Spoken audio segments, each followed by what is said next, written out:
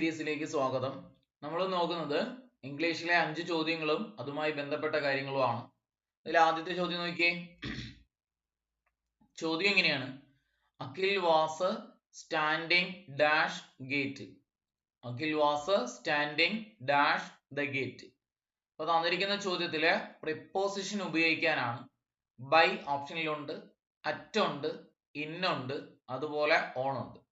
അപ്പൊ നമുക്കറിയാം, വ്യക്തമായ സ്ഥലങ്ങളെ സൂചിപ്പിച്ചു കഴിഞ്ഞാൽ ഏത് പ്രിപ്പോസിഷൻ ചേർത്ത് പറയണം? കൃത്യ സ്ഥലങ്ങൾ അല്ലെങ്കിൽ വ്യക്തമായ സ്ഥലങ്ങളാണെങ്കിൽ നമുക്ക് അറ്റ് ഉപയോഗിച്ചിട്ട് പറയാം. കൃത്യ സ്ഥലങ്ങൾ അല്ലെങ്കിൽ വ്യക്തമായ സ്ഥലങ്ങളാണെങ്കിൽ അറ്റ് ഉപയോഗിച്ചിട്ട് പറയാം. ഇവിടെ ഗേറ്റിന് മുന്നിൽ എന്ന അർത്ഥത്തില് അല്ലെങ്കിൽ ഗേറ്റിന്റെ അടുത്ത് എന്ന അർത്ഥത്തില് നമുക്ക് ഇവിടെ അറ്റാണ് പ്രിപ്പോസിഷൻ ആയിട്ട് വരുന്നത്, അറ്റ് ഉത്തരമായിട്ട് വരുന്നത്. അപ്പം നമുക്ക് പ്രായത്തിന് മുന്നിൽ നമുക്ക് എന്ത് ഉപയോഗിച്ച് പറയാം? അറ്റ് ഉപയോഗിച്ചിട്ട് പറയാം. അതുപോലെ കൃത്യ സമയങ്ങൾക്ക് മുന്നിൽ അറ്റ് ഉപയോഗിച്ചിട്ട് പറയാം. വ്യക്തമായ സമയം അല്ലെങ്കിൽ കൃത്യ സമയത്തിന് മുന്നിൽ അറ്റ് ഉപയോഗിച്ചിട്ട് പറയാം. ആഘോഷങ്ങൾക്ക് മുന്നിൽ സമയത്തിന് മുന്നിൽ അറ്റ് ഉപയോഗിച്ചിട്ട് പറയാം. അതുപോലെ ഫെസ്റ്റിവൽസിന്റെ മുന്നിൽ എന്ത് ചേർത്ത് പറയാം? അറ്റ് ഉപയോഗിച്ചിട്ട് പറയാം. ആഘോഷങ്ങളുടെ പേരിന് മുന്നിൽ അറ്റ് ഉപയോഗിച്ചിട്ട് പറയാം. എന്നാൽ ഫെസ്റ്റിവൽസിന്റെ പേര് കഴിഞ്ഞിട്ട് ഡേ എന്ന വാക്കുകൂടെ വന്നിട്ടുണ്ടെങ്കിൽ അറ്റ് ഉപയോഗിക്കാൻ പാടില്ല. പകരം എന്ത് ചേർത്ത് പറയണം? ഓൺ ചേർത്തിട്ട് പറയണം.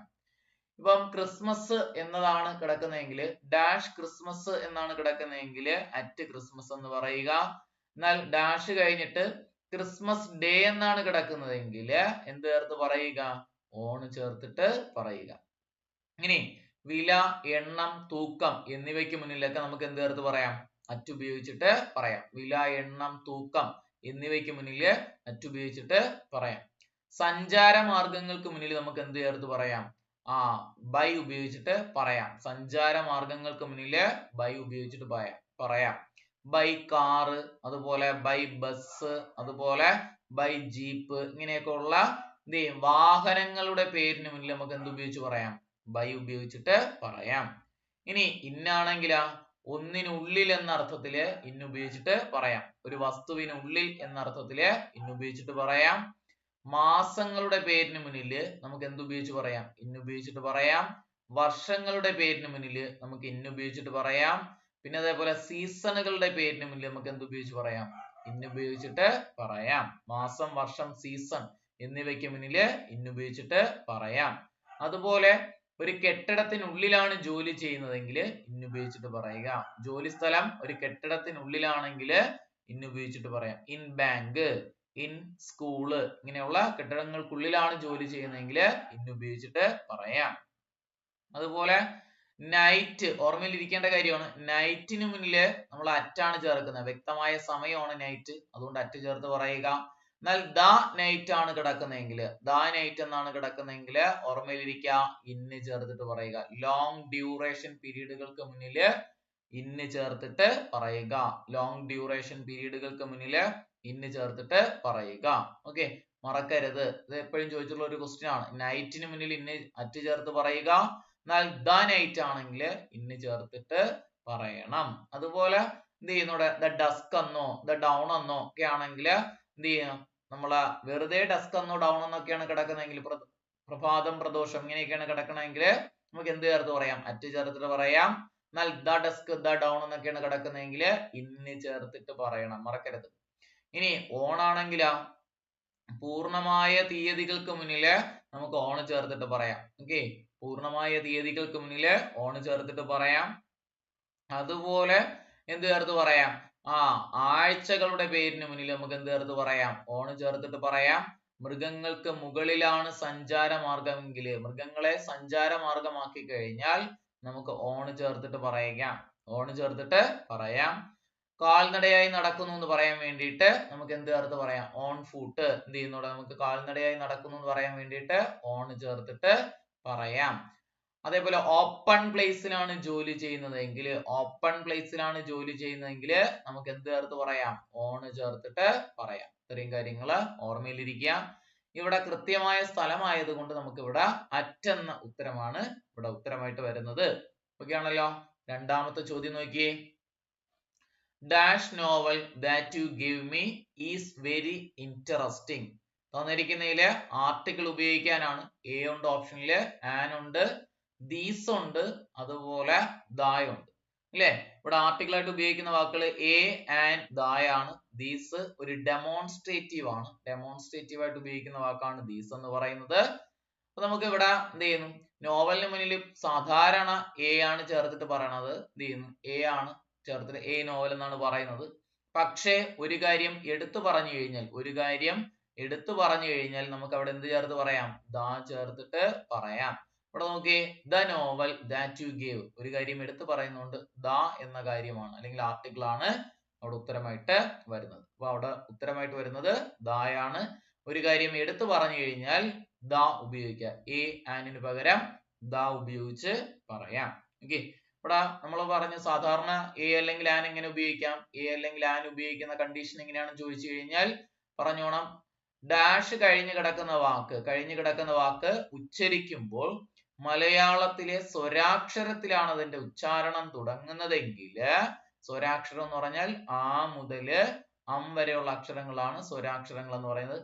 അവയിലാണ് ഒരു വാക്ക് ഉച്ചരിക്കുന്നതെങ്കിൽ നമുക്ക് അവയ്ക്ക് മുന്നിൽ എന്ത് ചേർത്ത് പറയാം, ആൻ ചേർത്ത് പറയാം, അല്ലാത്ത പക്ഷം എ ചേർത്ത് പറയുക. നോക്കിയേ, നിങ്ങൾ എക്സാമ്പിള്, ബോയ് എന്ന വാക്കിന് മുന്നിൽ ഏത് ചേർക്കാം, ബാ, ഉച്ചാരണത്തിന്റെ ആദ്യത്തെ അക്ഷരം മലയാള അക്ഷരം എഴുതി നോക്കുക, ബായിലാണ്, അതുകൊണ്ട് എ ബോയ്. കാർ ആണെങ്കിലോ കാറ്, കാ എന്നതാണ് ഉച്ചരിക്കുന്ന ആദ്യത്തെ അക്ഷരം, മലയാള അക്ഷരമാണ് നോക്കേണ്ടത്, ഇംഗ്ലീഷ് അക്ഷരം നോക്കരുത്, എ കാറ്. നോക്കിയേ, എലിഫന്റ് ഏതാണ് ചേർത്ത് പറയുന്നത്, എയിലാണ് ഉച്ചരിക്കുന്നത്, അതുകൊണ്ട് ആൻ എലിഫന്റ്. അതുപോലെ ഓറഞ്ച് പറഞ്ഞു നോക്കിയേ, ഓറഞ്ച് ഓയിലാണ് ഉച്ചരിക്കുന്നത്, ആൻ ഓറഞ്ച്, മറക്കരുത്, ആൻ ഓറഞ്ച്. ഓക്കെ ആണല്ലോ. ഇനി ഇതാക്കി നമ്മൾ എന്ത് ചെയ്യും, കോഡ് വെച്ചിട്ടാണ് പഠിച്ചിട്ടുള്ളത്. ദ പ്ലസ് പ്രിസൺ എന്ന് പറഞ്ഞിട്ട് ഒരു കോഡ് വെച്ചിട്ടാണ് പഠിച്ചിട്ടുള്ളത്. ദ പ്ലസ് പ്രിസൺ എന്ന് പറഞ്ഞിട്ട് ഒരു കോഡ് വെച്ചിട്ട് നമ്മൾ ദായുടെ കാര്യം ക്ലാസ്സിൽ പറഞ്ഞിട്ടുണ്ട്. എന്താണെന്ന് ക്ലാസ് കണ്ടിട്ടില്ലാത്തവരൊന്ന് നോക്കി പഠിക്കുക. ദ പ്ലസ് പ്രിസൺ, അതിൽ കുറെ വാക്കുകളുണ്ട്. എന്ത് ചെയ്യുന്നുണ്ട്, പിയിൽ വരുന്ന വാക്കുണ്ട്, ആറിൽ വരുന്ന വാക്ക്, ഐ എസ് ഒ എന്നിൽ വരുന്ന വാക്ക് പറയുമ്പോഴത്തേക്കും അവയ്ക്ക് മുന്നില് ദാ ചേർത്ത് പറയുക. അതുപോലെ ആർട്ടിക്കിൾ ഉപയോഗിക്കാത്ത കണ്ടീഷനും ക്ലാസ്സുകളിൽ നമ്മൾ നോക്കിയിട്ടുണ്ട്. ഇവിടെ ദായാണ് ഉത്തരമായിട്ട് വരുന്നത്. അടുത്ത ചോദ്യം നോക്കിയേ, one of the two sons Raghu is the dash. Degrees of കമ്പാരിസണുമായി ബന്ധപ്പെട്ട ഒരു ചോദ്യമാണ്. ദാ കഴിഞ്ഞിട്ട് ഡാഷ് വന്നു കഴിഞ്ഞാൽ സാധാരണ നമ്മൾ ടാളസ്റ്റ് അവിടെ ഉത്തരമായിട്ട് എഴുതും. പക്ഷെ ഇവിടെ ഉത്തരമായിട്ട് വരുന്ന ടാളർ ആണ്. കാരണം എന്താണെന്ന് ചോദിച്ചു കഴിഞ്ഞാൽ തന്നിരിക്കുന്ന ചോദ്യത്തില്, അതായത് കമ്പാരറ്റീവ് ഡിഗ്രിക്ക് മുന്നില് ദാ ചേർക്കുന്ന രണ്ട് അവസരങ്ങൾ പഠിച്ചു വെച്ചോണം. രണ്ടും പരീക്ഷയ്ക്ക് ചോദിച്ചിട്ടുണ്ട്. തന്നിരിക്കുന്ന ചോദ്യം തുടങ്ങുന്നത് ദ പ്ലസ് കമ്പാരറ്റീവ് ഡിഗ്രിയിലാണെങ്കിൽ, തന്നിരിക്കുന്ന ചോദ്യം തുടങ്ങുന്നത് ദ പ്ലസ് കമ്പാരറ്റീവ് ഡിഗ്രിയിലാണെങ്കിൽ എന്റെ മറുഭാഗത്തും ദ പ്ലസ് കമ്പാരറ്റീവ് ഡിഗ്രി ഉത്തരമായിട്ട് എഴുതാം. ദ പ്ലസ് കമ്പാരറ്റീവ് ഡിഗ്രി നമുക്ക് എന്ത് എഴുതാം, ഉത്തരമായിട്ട് എഴുതാം. തന്നിരിക്കുന്ന ചോദ്യം തുടങ്ങിയിരിക്കുന്നത് ദ പ്ലസ് കമ്പാരറ്റീവ് ഡിഗ്രിയിലാണെങ്കിൽ അതിന്റെ മറുഭാഗത്തും ദ പ്ലസ് കമ്പാരറ്റീവ് ഡിഗ്രി ഉത്തരമായിട്ട് വരും. ചോദ്യം കേട്ടിട്ടുണ്ടായിരിക്കും, പ്രീവിയസ് ചോദ്യം, the higher you climb. The higher എന്ത് ചെയ്യുന്നുണ്ട്, ഇ ആറിൽ അവസാനിക്കുന്ന വാക്ക്. ഒരു കമ്പാരറ്റീവ് ഡിഗ്രി എന്ന് പറഞ്ഞാൽ എങ്ങനെ മനസ്സിലാക്കാം, ഇ ആറിൽ അവസാനിക്കുന്നതോ അല്ല എങ്കിൽ മോറിൽ തുടങ്ങുന്നതോ ആയിട്ടുള്ള വാക്കുകളാണ് കമ്പാരറ്റീവ് ഡിഗ്രി. ടാളർ, ബിഗ്ഗർ, അതുപോലെ സ്മോളർ, മോർ ബ്യൂട്ടിഫുൾ, ഇങ്ങനെയൊക്കെ വരുന്ന വാക്കുകളാണ് കമ്പാരറ്റീവ് ഫോം വാക്കുകൾ എന്ന് പറയുന്നത്. അവയ്ക്ക് മുന്നിൽ ദാ ചേർക്കുന്ന അവസരങ്ങൾ ഏതൊക്കെയാണെന്ന് ചോദിച്ചു കഴിഞ്ഞാൽ, ഒന്ന്, തന്നിരിക്കുന്ന ചോദ്യം തുടങ്ങിയിരിക്കുന്നത് ദ പ്ലസ് കമ്പാരറ്റീവ് ഡിഗ്രിയിലാണെങ്കിൽ എന്റെ മറുഭാഗത്തും ദ പ്ലസ് കമ്പാരറ്റീവ് ഡിഗ്രി ഉത്തരമായിട്ട് വരും. The higher you climb the colder you feel. Example ആണ്, the higher you climb the colder you feel. രണ്ടാമത്തെ കണ്ടീഷൻ നോക്കിയോ, ഓഫ് ദ ടു എന്ന വാക്ക് വരുന്ന സെന്റൻസുകളില്, ദ പ്ലസ് കമ്പാരറ്റീവ് ഡിഗ്രി ഉത്തരമായിട്ട് എഴുതണം. ഓഫ് ദ ടു എന്ന വാക്ക് സെന്റൻസിൽ വന്നിട്ടുണ്ടെങ്കിൽ ദ പ്ലസ് കമ്പാരറ്റീവ് ഡിഗ്രി ഉത്തരമായിട്ട് എഴുതാം. നമുക്ക് തന്നിരിക്കുന്ന ചോദ്യം കണ്ട ഓഫ് ദ ടു വന്നിട്ടുണ്ട്, അതുകൊണ്ടാണ് അവിടെ ദ കഴിഞ്ഞിട്ട് കമ്പാരറ്റീവ് ഡിഗ്രി ഉത്തരമായിട്ട് വന്നിരിക്കുന്നത്. ഓക്കെ, പഠിച്ചു വെക്കുക. നോർമലി ഡിഗ്രീസ് ഓഫ് കമ്പാരിസണുമായി ബന്ധപ്പെട്ട ചോദ്യങ്ങൾ വരുമ്പോൾ നമുക്ക് എങ്ങനെ ഉത്തരം എഴുതാം. ഇപ്പൊ കമ്പാരറ്റീവ് ഡിഗ്രിയിലെ കാര്യത്തില് ദാ ചേർത്ത് പറയുന്ന രണ്ട് കണ്ടീഷൻ പറഞ്ഞു, ഇത് പഠിച്ചു വെച്ചിരിക്കുക. നോർമലി നമ്മൾ കമ്പാരറ്റീവ് ഡിഗ്രീസ് ഓഫ് കമ്പാരിസണുമായി ബന്ധപ്പെട്ട ചോദ്യങ്ങൾക്ക് ഉത്തരം എഴുതുന്ന രീതി ഒന്ന് നോക്കി വെക്കുക. നോക്കുക, നിങ്ങൾക്ക് ഡാഷിന് മുന്നിലായിട്ട് അസ് വന്നിട്ടുണ്ട്. ഡാഷിന് മുന്നിലായിട്ട് അസ് അല്ലെങ്കിൽ സോ എന്ന വാക്ക് വന്നിട്ടുണ്ട്. ഡാഷിന് മുന്നിലായിട്ട് സോ അല്ലെങ്കിൽ അസ് വന്നിട്ടുണ്ട്. ഡാഷ് കഴിഞ്ഞിട്ട് അസും വന്നിട്ടുണ്ട്. എങ്കിൽ നിങ്ങൾക്ക് അവിടെ എന്തുത്തരം? പോസിറ്റീവ് ഡിഗ്രി നിങ്ങൾ ഉത്തരമായിട്ട് എഴുതുക. ടാള്, ബിഗ്, സ്മോൾ ഇങ്ങനെയുള്ള പോസിറ്റീവ് ഡിഗ്രികൾ ഉത്തരമായിട്ട് എഴുതുക. നിങ്ങൾക്ക് തന്നിരിക്കുന്ന ചോദ്യത്തില് ഡാഷിന് മുന്നിലായിട്ട് സോ അല്ലെങ്കിൽ അസ്, ഡാഷ് കഴിഞ്ഞിട്ട് അസ് എന്ന വാക്ക് വന്നിട്ടുണ്ടെങ്കിൽ നമ്മൾ എന്ത് എഴുതുക? പോസിറ്റീവ് ഡിഗ്രിയാണ് ഉത്തരമായിട്ട് എഴുതേണ്ടത്. ഡാഷ് കഴിഞ്ഞിട്ട് ദാൻ എന്ന വാക്ക് വല്ലതും വന്നിട്ടുണ്ടെങ്കിൽ നിങ്ങൾ ഓപ്ഷനിൽ നിന്ന് കമ്പാരിറ്റീവ് ഡിഗ്രി ഉത്തരമായിട്ട് എഴുതണം. ഡാഷ് കഴിഞ്ഞിട്ട് ദാൻ എന്ന വാക്ക് വന്നിട്ടുണ്ടെങ്കിൽ കമ്പാരിറ്റീവ് ഡിഗ്രി ഉത്തരമായിട്ട് എഴുതണം. ഇനി ദാ കഴിഞ്ഞിട്ടാണ് ഡാഷ് വരുന്നതെങ്കിൽ സൂപ്പർലേറ്റീവ് ഡിഗ്രി ഉത്തരമായിട്ട് എഴുതണം. സൂപ്പർലേറ്റീവ് ഡിഗ്രി ഉത്തരമായിട്ട് എഴുതണം. കമ്പാരിറ്റീവ് ഡിഗ്രി കൊണ്ട് ദാ ചേർക്കുന്ന രണ്ട് കണ്ടീഷൻ ഒഴിച്ച് ബാക്കിയാണ് നമ്മൾ പറയുന്നത്. ഓക്കെ ആണല്ലോ? ഓക്കെ, അടുത്ത ചോദ്യം നോക്കിയേ. എന്താ ചെയ്യുന്നൂടെ? ഡ്യൂക്സിന്റെ വൈഫിന് പറയുന്ന പേര് എന്തെന്നാണ് ചോദിച്ചിരിക്കുന്നത്. അതായത് നമ്മൾ ആ ജെൻഡർ ആണ് ചോദിച്ചിരിക്കുന്നത്. ഏതാണ് ഡ്യൂക്കിന്റെ വൈഫിന് പറയുന്ന പേര്? ഡച്ചസ് ആണ്.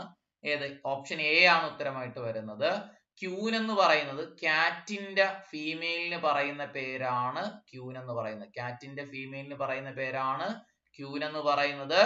അതേപോലെ എന്ത് ചെയ്യുന്നു? നമ്മുടെ കാറ്റിന്റെ ക്യൂ എന്ത് ചെയ്യും? ഫീമെയിലിന് പറയുന്ന പേരാണ് ക്യൂന്.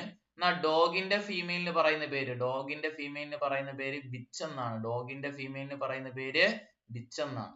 എന്നാ ഡോങ്കി ആണെങ്കിലോ? ഡോങ്കിയുടെ ഫീമെയിലിന് പറയുന്ന പേരാണ് ജെന്നി. ഡോങ്കിയുടെ ഫീമെയിലിന് പറയുന്ന പേര് ജെന്നി എന്നാണ്. പഠിച്ചു വയ്ക്കുക, ചോദിച്ചുള്ള ക്വസ്റ്റ്യൻ ആണ്. ഡോങ്കി ആണെങ്കിൽ ജെന്നി ആണ്. അതേപോലെ എന്ത് ചെയ്യുന്നൂടെ? ഡക്ക് എന്ത് ചെയ്യുന്നു? ഡ്രാക്ക് എന്നത് DRAKE.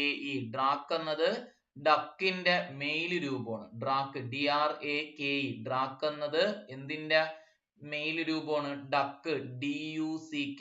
ഡക്കിന്റെ മെയിലാണ്. ഡക്ക് എന്ന് പറയുന്ന ഫീമെയില്, അതിന്റെ മെയിൽ രൂപമാണ് ഡ്രാക്ക് എന്ന് പറയുന്നത്. ഡക്കിന്റെ ഫീമെയിൽ ആണ് എന്ത് ചെയ്യുന്നൂടെ? ഡ്രാക്ക് എന്ന് പറയുന്നത്. നമ്മളിപ്പോ പഠിച്ചു എന്ത് ചെയ്യുന്നൂടെ? നമ്മുടെ ഡ്യൂക്കിന്റെ ഫീമെയിൽ ഏതാന്ന് ചോദിച്ചാൽ ഡ്യൂക്കിന്റെ ഫീമെയില് ഡച്ചസ് ആണ്. ഡ്യൂക്ക് ആണെങ്കിൽ ഡച്ചസ് ആണ്.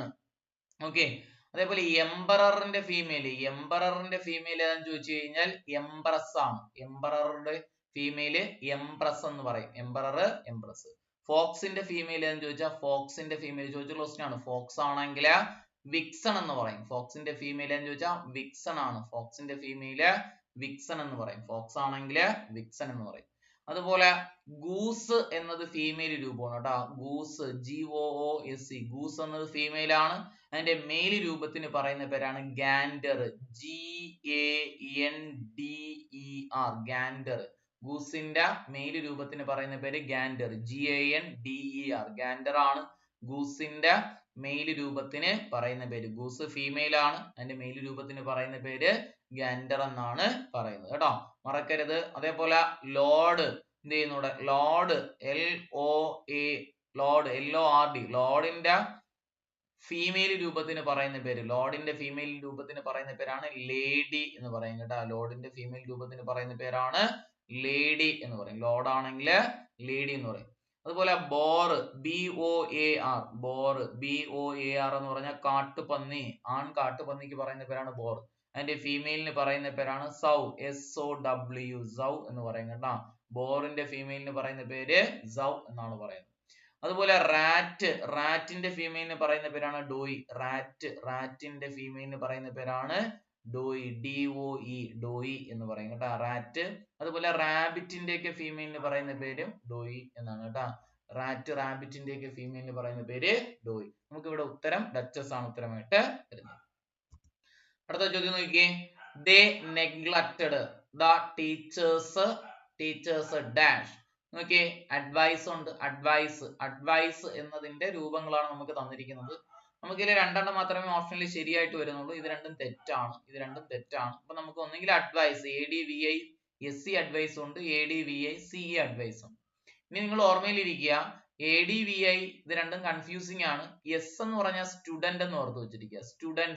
സ്റ്റുഡൻസിനെ നമ്മൾ ഉപദേശിക്കുകയാണ് ചെയ്യുന്നത്. അപ്പൊ ഉപദേശിക്കുക ഇതൊരു വെർബാണ്. ഉപദേശിക്കുക വെർബായിട്ട് ഉപയോഗിക്കുക. CE എന്ന് പറഞ്ഞാൽ ഉപദേശം എന്നാണ് കേട്ടോ. ഉപദേശം അതൊരു നൗൺ ആയിട്ട് ഉപയോഗിക്കുന്നു. Noun. CE advice noun, SE advice ഉപദേശിക്കുക. They neglected the teachers advice. Advice ഉപദേശങ്ങൾ എന്ന അർത്ഥത്തില് advice ഒരു noun ആണ് അവിടെ ഉത്തരമായിട്ട് വരുന്നത്. CE advice ആണ് അവിടെ ഉത്തരമായിട്ട് വരുന്നത്. മറക്കരുത് ADVI CE advice means ഉപദേശം, SE advice S student എന്ന് ഓർക്കുക, സ്റ്റുഡൻസിനെ ഉപദേശിക്കുകയാണ് ചെയ്യുന്നത്, അതുകൊണ്ട് ഉപദേശിക്കുക എന്ന അർത്ഥത്തില് വരും. അപ്പൊ 5 ചോദ്യങ്ങളും അതുമായി ബന്ധപ്പെട്ട കാര്യങ്ങളാണ് നമ്മൾ ഇന്ന് നോക്കിയത്. ചോദ്യങ്ങൾ എഴുതിയെടുത്ത് പഠിക്കുക.